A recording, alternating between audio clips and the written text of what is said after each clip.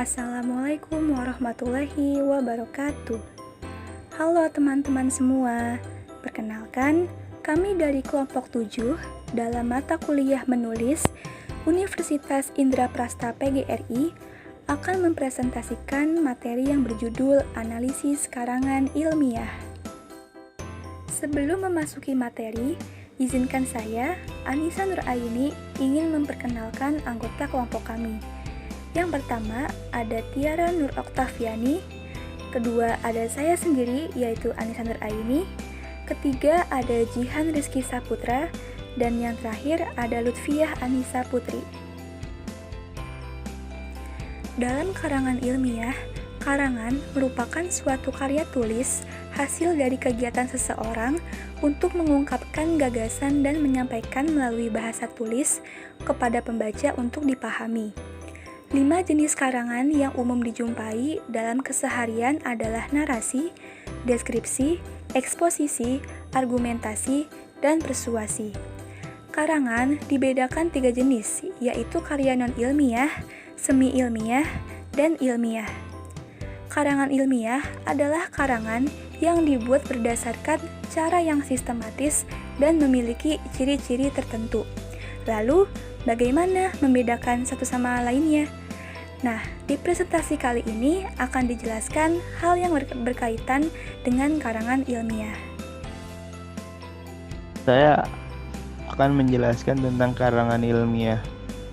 Karangan merupakan karangan ilmu pengetahuan yang menyajikan fakta umum dan ditulis menurut metodologi penulisan yang baik dan benar. Bentuk karangan ilmiah dapat berupa makalah, usulan penelitian, skripsi, tesis, dan disertasi, data sipil, dan informasi lainnya yang terkandung dalam karya ilmiah dijadikan acuan ilmuwan lain dalam melaksanakan penelitian dan pengkajian selanjutnya. Isi sebuah karya ilmiah harus memenuhi syarat metode ilmiah. Menurut Don G. Wai, ada 5 langkah pokok proses ilmiah, yaitu mengenali dan merumuskan masalah, menyusun kerangka berpikir dalam jangka hipotesis, merumuskan hipotesis atau dengan hasil sementara, dan menguji hipotesis dan menarik kesimpulan. Menulis karangan ilmiah adalah kegiatan menulis usulan-usulan yang benar berupa pernyataan tentang fakta, kesimpulan-kesimpulan yang ditarik dari fakta dan merupakan pengetahuan. Ada 3 golongan karangan ilmiah, yaitu ilmiah, non-ilmiah, dan ilmiah populer. Seperti pernyataan sebelumnya, karangan ilmiah adalah laporan tertulis yang memaparkan hasil penelitian memenuhi kaidah dan etika keilmuan yang dikukuhkan dan ditaati oleh masyarakat keilmuan. Sedangkan karangan non-ilmiah adalah karangan yang menyajikan fakta pribadi dan pengalaman dalam kehidupan sehari-hari. Selanjutnya, saya akan membahas perbedaan antara karangan ilmiah dan non-ilmiah dari beberapa aspek. Yang pertama, segi bahasa. Bahasa dalam karangan ilmiah menggunakan ragam bahasa Indonesia resmi.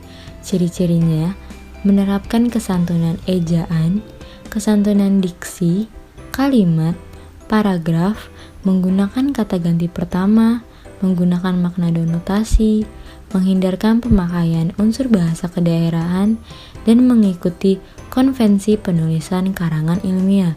Sedangkan sebaliknya, pada karangan non-ilmiah melonggarkan aturan seperti menggunakan kata-kata yang bermakna konotasi dan figuratif, menggunakan istilah-istilah yang umum atau populer yang dipahami oleh semua kalangan, dan menggunakan kalimat yang kurang efektif. Kedua, karya ilmiah harus merupakan pembahasan suatu hasil penelitian faktual objektif, yang dimana adanya kesesuaian antara fakta dan objek yang diteliti yang harus dibuktikan dengan pengamatan atau observasi. Yang ketiga, karya ilmiah harus bersifat metodis dan sistematis. Artinya, dalam pembahasan masalah digunakan metode atau cara-cara tertentu dengan langkah-langkah yang teratur dan terkontrol melalui proses pengidentifikasian masalah dan penentuan strategi. karangan non-ilmiah bersifat pribadi dan biasa menggunakan bahasa abstrak. Gaya bahasanya formal dan populer, walaupun kadang-kadang juga formal dan teknis. Saya, Anissa Nuraini, akan menjelaskan tentang tujuan karangan ilmiah yang diantaranya 1. Memberi penjelasan, 2. Memberi komentar atau penilaian, 3. Memberi saran, 4. Menyampaikan sanggahan, dan yang kelima, membuktikan hipotesa. Lalu kemudian ada 10 asas dalam mengarang, yaitu 1. Usahakan kalimat-kalimat yang pendek. 2. Pilihlah yang sederhana. 3. Pilihlah kata yang umum dikenal. 4. Hindari kata yang tidak diperlu. 5. Berilah tindakan dalam kata kerja. 6. Menulislah seperti sedang bercakap. 7. Pakailah istilah yang pembaca dapat menggambarkannya. 8. Kaitkan dengan pengalaman pembaca. 9. Manfaatkan sepenuhnya keanekaragaman. Dan yang terakhir, mengaranglah untuk mengungkapkan. Selanjutnya, proses penyusunan. Pokok pembuatan karangan ilmiah. A. Dalam menggunakan kata dan frase. 1. Hendaknya dihindari pemakaian kata atau frase tutur dan setempat, kecuali bila sudah menjadi perkataan umum.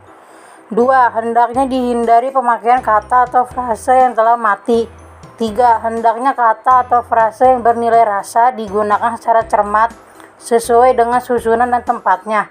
4. Hendaknya kata sinonim yang sangat asing bagi umum tidak dipakai. 5. Hendaknya istilah-istilah yang sangat asing bagi umum tidak dipakai dalam karangan umum. 6. Hendaknya hindari pemakaian kata asing atau kata daerah bila dalam bahasa Indonesia sudah ada katanya.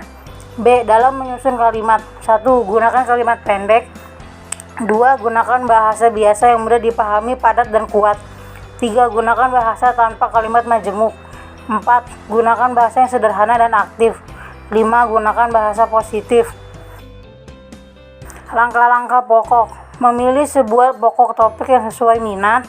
Mencari sumber autoritatif, membatasi pokok soal yang akan dibicarakan, menentukan suatu tesis percobaan sebagai acuan sementara yang menjadi arah umum dan tujuan, mencari di perpustakaan judul-judul buku dan artikel yang membicarakan topik yang telah dipilih, mengumpulkan atau meminjam buku dan bacaan yang lain yang akan dipakai sebagai sumber, mencatat tiap judul buku bacaan, menata bahan-bahan yang terkumpul, merumuskan tesis final, menyusun kerangka karangan yang final, menulis draft untuk pertama karangan.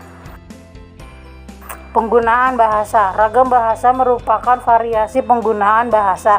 Ragam bahasa dapat dibedakan berdasarkan pada pokok pembicaraan, media yang digunakan, dan hubungan antara komunikator dengan komunikan. Selanjutnya, dalam tulisan ini hanya akan dibahas ragam bahasa dari sudut media yang digunakan, yaitu ragam bahasa tulis dan dari sudut hubungan antara komunikator dengan komunikan. Akibatnya, bahasa yang digunakan harus lebih jelas, sebab berbagai saran pendukung yang digunakan dalam bahasa lisan, seperti isyarat, pandangan, dan anggukan tidak dapat digunakan. Itulah sebabnya mengapa ragam tulis lebih cermat. Pada ragam tulis, fungsi subjek, predikat, objek, dan keterangan serta hubungan antar fungsi itu harus nyata. Oleh karena itu, sepatutnya mereka berhati-hati dan berusaha agar kalimat yang ditulis ringkas dan jelas. Bentuk akhir ragam tulis tidak jarang merupakan hasil beberapa kali penyuntingan. Hal kedua yang membedakan ragam tulis dan lisan berkaitan dengan beberapa upaya yang dalam ujaran. Misalnya tinggi rendah, panjang pendek, dan intonasi kalimat yang tidak terlambang dalam tata tulis maupun ejaan. Kesimpulan, karangan ilmiah merupakan karangan ilmu pengetahuan yang menyajikan fakta umum dan tulis menurut metodologi penulisan yang baik dan benar. Perbedaan antara karangan ilmiah dan non-ilmiah dilihat dari beberapa aspek, yang ini segi bahasa, pembahasan suatu hasil penelitian, dan metodenya.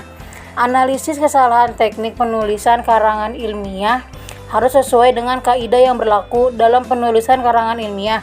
Adapun pedoman yang dapat digunakan dalam menganalisis kesalahan teknis dan penulisan karangan ilmiah, yaitu 1. Unsur kebahasaan dalam karangan ilmiah meliputi diksi, kalimat efektif, dan paragraf.